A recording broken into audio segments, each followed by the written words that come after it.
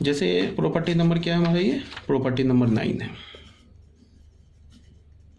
हमारे पास कोई एक मान लो 3x3 ऑर्डर का डायगोनल मैट्रिक्स दे रखा है, अल्फा 0 0 0 बीटा 0 0 0 गामा। हमें पता है ना कि डिटर्मिनेंट ऑफ ए क्या होता है, अल्फा बीटा गामा। ठीक है, अब अगर अल्फा बीटा गामा तीनों में से कोई भी जीरो नहीं है तो अल्फा बीटा तो डिटर्मिनेंट ए क्या हो जाएगा, नॉन जीरो। अगर मैं बोल रहा हूँ alpha beta gamma is not equal to zero, this implies that determinant A is not equal to zero, this implies that A is invertible. A क्या हो गया हमारा, इन्वर्टेबल हो गया। अब अगर ए इन्वर्टेबल हो गया तो ए इन्वर्स एग्जिस्ट करेगा। तो ए इन्वर्स निकालने का देखो कैसे निकालेंगे डायगोनल मैट्रिक्स का इन्वर्स, अल्फा 0 0 0 बीटा 0 0 0 गामा, इसका इन्वर्स निकालना है। तो तुम याद कैसे रखोगे, ये जो -1 पावर लिखा है ये इन्वर्स वाला पावर लिखा है, इस -1 पावर को अल्फा बीटा जो डायगोनल के एलिमेंट्स है ना उसके अंदर कर दो, तो हो जाएगा alpha two the power -1 0 0 beta two the power -1 0 0 0 gamma two the power -1। ठीक है, तो ये बस ऐसे हो जाएगा। अब ये तो अल्फा रियल नंबर है ना, तो इसको हम कैसे लिख सकते हैं, 1/अल्फा 0 0 0 1/बीटा 0 0 0 1/गामा। तो ये ए इन्वर्स हो गया। तो डायगोनल मैट्रिक्स का इन्वर्स निकालना तो बहुत आसान है, कोई प्रॉब्लम ही नहीं है इसमें। तो ये बात यहाँ बोला हुआ प्रॉपर्टी नंबर 9 में। ठीक है, अब बच्चे आ जाओ प्रॉपर्टी नंबर 10 में। The inverse of an invertible symmetric matrix is a symmetric matrix. क्या बोल रहा है कि हमारे पास कोई एक सिमेट्रिक मैट्रिक्स है। ठीक है, सिमेट्रिक मैट्रिक्स किसे बोलते हैं, at is equal to A transpose, तो वो सिमेट्रिक हो जाता है। तो अगर कोई हमारे पास एक सिमेट्रिक मैट्रिक्स है और वो सिमेट्रिक मैट्रिक्स इन्वर्टेबल भी है, मीन्स क्या होगा कि उस सिमेट्रिक मैट्रिक्स का जो डिटर्मिनेंट होगा वो 0 के इक्वल नहीं है। तो क्या बोल रहा है कि अगर ऐसे इन्वर्टेबल सिमेट्रिक मैट्रिक्स का तुम इन्वर्स निकालोगे तो वो उसका जो इन्वर्स आएगा वो भी एक सिमेट्रिक मैट्रिक्स ही होगा, ये बोल रहा है। तो क्या बोल रहा है, ए हमारे पास प्रॉपर्टी नंबर 10 में, प्रॉपर्टी नंबर 10 में क्या बोल रहा है, ए जो है हमारे पास एक इन्वर्टेबल सिमेट्रिक मैट्रिक्स है। सिमेट्रिक मैट्रिक्स है, इन्वर्टेबल बोलने का मतलब कि ए का डिटर्मिनेंट 0 के इक्वल नहीं है, सिमेट्रिक भी बोला है साथ में, तो A is equal to A transpose. तो ये दो इन्फॉर्मेशन तो गिवन है। अब हमें क्या प्रूफ करना है कि ए का जो इन्वर्स होगा वो भी एक सिमेट्रिक मैट्रिक्स ही होगा। तो हमें क्या प्रूफ कर देना है, ए इन्वर्स का ट्रांसपोज लेंगे वो ए इन्वर्स के इक्वल होगा। अगर हमने ऐसा प्रूफ कर दिया तो इसका क्या मतलब हुआ, A inverse is also symmetric. तो बस कोई बात नहीं है, ये तो प्रॉपर्टी हमने ऐसे पढ़ा है ना अभी कि किसी मैट्रिक्स का इन्वर्स लेके ट्रांसपोज लो या ट्रांसपोज लेके इन्वर्स लो, एक ही लाइन में प्रूफ हो जाएगा। ये अभी हमने प्रॉपर्टी पढ़ के आ रहे हैं इससे पहले। अब यहाँ पे क्या है, A is equal to A transpose, sorry this is transpose not inverse, sorry, A is equal to A transpose given है।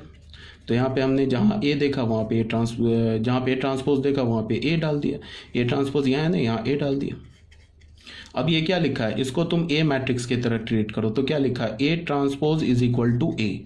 तो इसका क्या मतलब हो जाएगा, A inverse is also symmetric, also is also A symmetric matrix, proof हो गया। ठीक है, अब आ जाओ क्वेश्चन नंबर 1 में। क्वेश्चन नंबर 1 देखो, इसे मैं सॉल्व नहीं करूँगा, टाइम लगता है, तो बस इसको देख लो, ऐसा कोई सॉल्व करने वाली चीज़ भी नहीं है।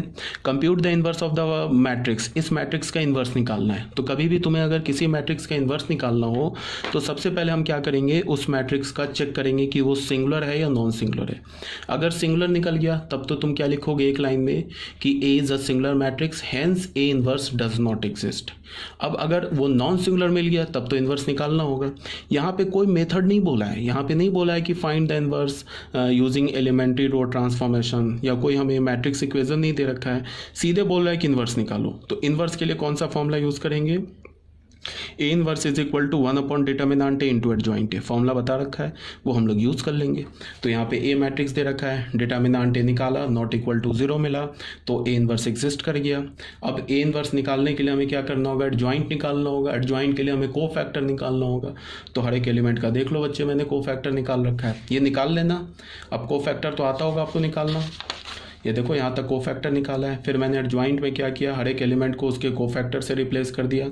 यहाँ रिप्लेस करने के बाद ट्रांसपोज लिया, तो फाइनल हमें ये क्या मिल गया, एडजॉइंट ऑफ ए मिल गया। ए इनवर्स का फॉर्मूला क्या होता है, 1 upon determinant A into adjoint A. Determinant A का वैल्यू -2 आया है, इंटू एडजॉइंट ए डाल दिया। चाहो तो ये -1 अपॉन 2 को अंदर कर दो, चाहे तो ऐसे ही छोड़ दो। ये भी आंसर हो गया, ये भी आंसर हो गया। ठीक है, ये कर लेना, इसमें कोई प्रॉब्लम तो है नहीं। अब आ जाते हैं क्वेश्चन नंबर 2 में। क्वेश्चन नंबर 2 में क्या बोल रहा है, find the inverse of the matrix. इस मैट्रिक्स का इनवर्स निकालो। फिर ये 2x2 ऑर्डर का है। अब ये बच्चे, ये जो क्वेश्चन नंबर 1 और क्वेश्चन नंबर 2 है ना, ये बोर्ड के लिए इंपॉर्टेंट है, तो इसको लो, तो इसके लिए तुम इसको क्या करना, मतलब खुद से सॉल्व कर लेना। ऐसे क्वेश्चन एनसीईआरटी में भी है। तो हमने सबसे पहले इसका डिटर्मिनांट निकाला, वो 12 आ गया, जो कि 0 के इक्वल नहीं है, तो नॉन सिंगुलर इनवर्स एग्जिस्ट करेगा।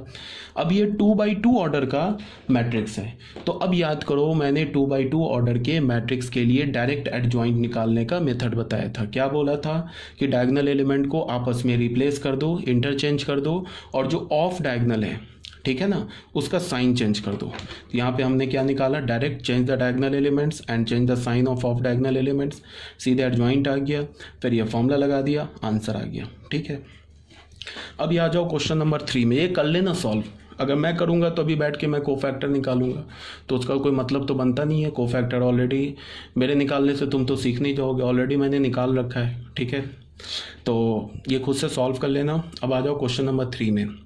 क्वेश्चन नंबर 3 क्या बोल रहा है,